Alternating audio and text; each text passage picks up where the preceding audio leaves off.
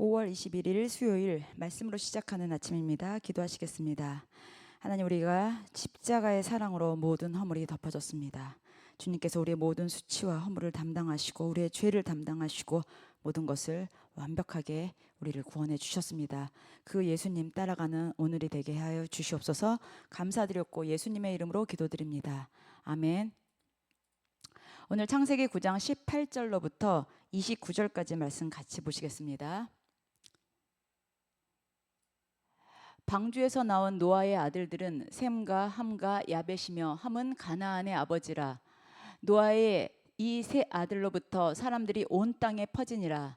노아가 농사를 시작하여 포도나무를 심었더니 포도주를 마시고 취하여 그 장막 안에서 벌거벗은지라.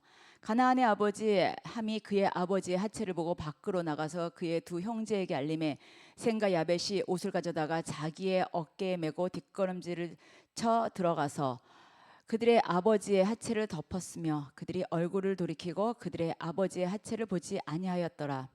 노아가 술이 깨어 그의 작은 아들이 자기에게 행한 일을 알고 이에 이르되 가나안은 저주를 받아 그의 형제의 종들이 종이 되기를 원하노라 하고 또 이르되 셈의 하나님 여호와를 찬송하리로다. 가나안은 셈의 종이 되고 하나님이 야벳을 창대하게 하사 셈의 장막에 거하게 하시고 가나안은 그의 종이 되게 하시기를 원하노라 하였더라. 홍수 후에 노아가 350년을 살았고 그의 나이가 950세가 되어 죽었더라. 아멘. 오늘 제목은 십자가의 사랑으로 허물을 덮어주라입니다. 오늘 여기 말씀에 허물을 덮어주라고 했는데 오늘 이 말씀 우리가 좀 약간 어려운 듯합니다. 그러나 우리가 이 말씀 한번 살펴보시겠습니다. 9장 18절에서 21절 말씀을 보면서 우리가 보면은요, 여기 노아 그 아버지의 그 성격이 되게 이렇게 잘 삐지고 좀 속 좁은 것 같이 우리가 느껴질 수 있잖아요. 왜냐하면 본인 당신이 술에 취해서 실수를 했는데 그 어떻게 보면은 그 자식이 그거에 대해서 형제들한테 얘기했다는 걸 가지고 그 일어나서 함의 아들 그 가나안을 저주를 했습니다.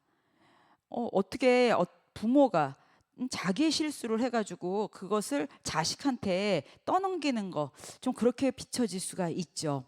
그래서 우리는 많은 사람들이 요거를 볼 때 그 이제 허물을 봤을 때 덮어줘야 된다. 이제 이렇게 많이 우리는 알고 있지만 여기서 함이 아버지의 실수를 덮어주지 않고 이제 떠벌리는 그 못된 아들로서 우리가 좀 많이 인지되어 있습니다. 그런데 이 말씀을 우리가 자꾸 이렇게 어떠한 도덕성이나 윤리나 이렇게 사회적으로 이것을 읽으면 안 될 것 같습니다. 노아는 분명히 방주에서 나온 뒤 농사를 시작했어요. 그리고 포도나무를 열심히 가꾸었죠. 그런데 이 노아의 상태가 우리가 어땠을지 한번 생각해 봅시다. 그 온 길거리에는 시체가 떠돌아다녔을 테고 그 폐역한 그 땅을 다시 개간을 하고 농사를 지을 때 그 마음이 어땠을까요? 그 수고하면서 하나님의 말씀에 순종해서 하나님의 말씀에 의지해서 다시 그곳을 새롭게 살리고자 열심히 농사를 지었겠죠. 매우 피곤하고 지친 그날도 오후가 됐겠죠. 근데 우리가 포도나무 하면 기억나는 분이 있지 않아요? 우리가 신약에 보면 예수님을 포도나무 에 우리가 비유를 많이 했습니다. 여튼 뭐 노아는 포도를 수확하고 이제 여러 가지 그 자신의 그 수고로서 고난 하루를 또 보냈을 겁니다. 노아는 포도를 거두고 난 뒤 어떻게 보면은 그 자기가 그 땅에서 살아남아서 그것을 지키고 새롭게 하는 거에 외롭기도 했을 때고요. 이렇게 이제 포도를 나무를 심고 그거에 대해서 우리가 좀 이게 생각해 봐야 될 것은 하나님께서 왜 모세를 통하여서 이 창세기에 그 노아의 실수를 굳이 이렇게 적었을까요? 왜 굳이 성경에 이 말씀이 기록되어 있을까요? 노아는 그 홍수가 끝난 뒤에 포도나무를 심었고 포도나무는 우리는 예수님을 상징하는 대표적인 나무를 알고 있습니다. 예수님이 나는 포도나무요 너희는 가지라고 말씀하셨죠. 그러니까 포도주를 통해서 또 이것이 내 살이고 내 피라고 말씀하셨습니다. 그러니까 노아는 그 포도나무를 열심히 가꾸고 또 포도주를 마실 때 어떻게 보면은 그 괴로움과 그 정말 후회와 정말 그 안에서 상처들을 다 잊을 수가 있었습니다. 근데 진정 그 포도나무의 그 살과 피로 우리 죄를 잊어주신 분이 누굽니까? 예수님입니다. 인간의 죄악은 우리의 노력으로는 사라지지도 않고 절대 해결될 수도 없습니다. 자, 노아는 술이 취해서 누워서 자신의 하체를 드러냈습니다. 근데 예수님도 마찬가지로 십자가에서 못 박혔을 때 어땠습니까? 병사들이 제비뽑기를 통하여 예수님의 입었던 옷을 나누어 가졌습니다. 예수님은 참혹한 십자가 위에서 아무것도 걸치지 않고 수모를 겪으셨습니다. 예수님은 그 부끄러운 죄악을 예수님의 공로로, 우리의 부끄러움을 예수님의 그 공로로 다 사라지게 되었습니다.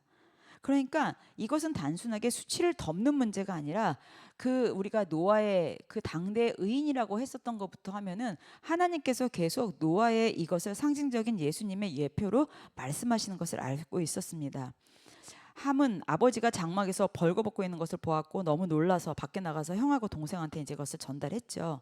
자, 이것으로 인해서 그 어떻게 보면은 우리는 그 동안에 이제 그 허물을 떠벌리고 다닌 그 함에 대해서 그 덮어주지 않은 허물을 덮어주지 않은 거에 대해서만 나무랐지만 우리가 중요한 것은 예수님께서 우리에게 이 땅에 구원을 하시기 위해 오셨을 때 모든 수치를 다 담당하시고 정말 헐벗고 진짜 피, 살 다 흘리면서 우리의 죄악을 다 담당해 주셨다는 것을 우리는 기억해야 되겠습니다.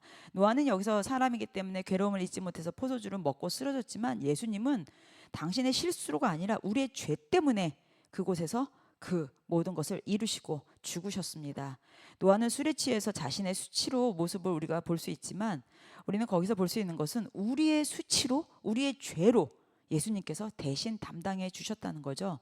그러니까 노아의 수치는 셈과 야벳이 가려주었습니다. 이것이 예수님은 죄 없는 우리 본인이 우리를 위하여 대신 죽으셨을 때 우리가 어땠습니까?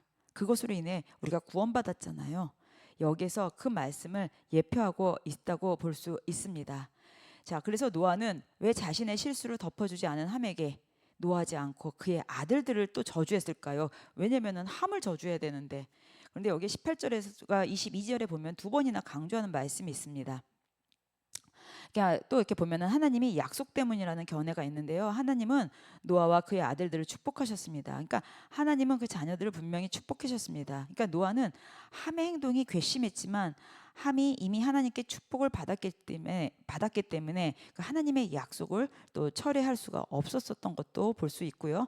또 어떻게 보면은 형벌의 가혹함을 강조하기 위하여 이렇게 대대로 물려가는 것을 또 저주를 볼 수도 있고요. 또 어떻게 보면 가나안 족속과 또 이게 모든 관련이 있다 이렇게 볼 수도 있는데요. 중요한 것은 노아는 함의 행위 때문에 그가 가장 사랑하는 그 아들인 가나안을 저주한 것이 아니라 가나안이 저주를 받은 이유는 표면과 이면으로 나눌 수 있는데요. 표면적으로 보면은요. 모세가 이스라엘 백성을 이끌고 약속의 땅에 살고 있는 가나안 족속을 쫓아내게 했기 때문에 우리가 이제 한편으로는 그렇게 볼 수도 있습니다. 가나안 민족과 이스라엘 백성은 섞여서 살면 안 되는 거였습니다. 그렇기 때문에 그 분리하는 그 나눠지는 그런 아픔, 나눠지는 그런 이제 심판 시작, 그 약속의 땅으로 가야 하는 그런 것으로 우리가 비교해서 볼 수 있는 것이죠. 그러니까 가나안 땅은 메시아가 임하실 땅이고 또 이제 메시아가 가나안의 후손으로 이제 임재하시지 이제 그 임재하셔야 되는 거잖아요. 그러니까는 이 가나안 땅이라는 것이 되게 중요한 것입니다. 자, 우리가 여기 보면 또 구원자 또 셈의 후손으로 오시는 또 그분을 보면서 또 야벳의 후손이나 셈의 종으로 일하는 가나안 후손들도 전부 복음을 듣게 됩니다. 그러니까 구원자가 오실 때는요. 얼마나 높은 위치에 있는가, 얼마나 많은 이들이 존경받는가, 내가 하고 있는 일이 대단하고 뭐 이제 이런 것이 중요한 것이 아니라 구원자가 우리 때문에 오셨다는 거, 구원자가 우리의 죄 때문에 모든 수치를 담당해 주러 오셨다라는 것을 우리가 기억해야 되는 것입니다. 그러니까 창세기 6장에서 9장은요, 노아라는 인간의 이야기가 결코 아닙니다. 노아의 인생을 통해서 우리가 예수님이 어떻게 사역하는지 말해주는 그런 내용인 것입니다. 그러니까 노아는 모든 인간이 타락했을 때 하나님의 은혜를 입은 자였다는 것. 예수님은 모든 인간들이 하나님을 잊었을 때 죄인에게 은혜를 베풀기 위해 이 땅에 내려오셨다. 우리가 이것을 기억해야 된다는 것입니다. 자, 노아가 하나님의 명령을 모두 준행한 것처럼 예수님은 하나님의 뜻대로 모든 것을 다 이루셨습니다. 하나님은 노아의 의로움을 보고 또 그의 가족들을 방주에 태우셨고 또 예수님의 의로움은 온 세상의 택한 자들을 모든 구원에 이르도록 만들었다는 것을 보면서 우리가 알 수 있잖아요. 그러니까 우리가 이 노아를 통해서 예수님의 예표된 모습을 분명히 알 수 있습니다. 자, 예수님은 인간이 다스리는 이 정복의 권한을 다시 회복시킨 것입니다. 이게 노아를 정리하면서 알 수 있는 것이고 아담에게는 하나님께서 어떻게 했습니까? 생육하고 번성하고 땅을 정복하라고 했습니다. 그렇죠? 근데 노아에게는 어떻게 했어요? 그냥 정복이라는 것이 빠졌습니다. 생육하고 충만하라고만 하셨습니다. 왜냐하면은요, 이 정복은 다시 오실 예수님께서 회복시키는 것밖에 없기 때문인 것이죠. 그러니까 예수님만이 이 정복을 다시 회복시킨다라는 그 정복의 권한은 오직 예수님에게만 있다는 것입니다. 이 노아의 이야기를 보면서, 노아의 이 스토리를 보면서 당대의 의인으로 예표되었고, 이 예수님이 이 땅에 의인으로, 구원자 되시는 의인으로 오셨다라는 것을 볼 수 있습니다. 그리고 물로 심판을 했지만 그 노아의 가족을 구원하셨던 것처럼 우리는 그 심판이 우리는 구원받는 축복이라는 것이죠. 그리고 열심히 농사를 짓고 그 자녀들을 번성하면서 예수님의 오실 길을 예비하셨고, 또 농사를 짓고 포도나무를 지으면서 예수님의 살과 피를 예표하는 이 노아를 통해서 우리가 알 수 있습니다. 중요한 것은 예수가 그리스도시고 예수가 우리를 위하여 이 땅에서 십자가에서 피 흘리고 죽으셨고 우리는 그로 인해서 구원받았다라는 것을 기억하셔야 되겠습니다. 오늘도 우리가 그 예수님의 그 십자가의 사랑을 기억하시면서 오늘도 주 안에서 그 기쁘고 감사한 날 되시기를 예수님의 이름으로 축복합니다. 기도하시겠습니다. 참 좋으신 하나님 감사합니다. 우리에게 허물도 있고 우리에게 수치도 있고 우리에게 그 죄로 인해서 영원히 죽을 수밖에 없는 우리를 사랑하사 예수 그리스도가 이 땅에 오셨습니다.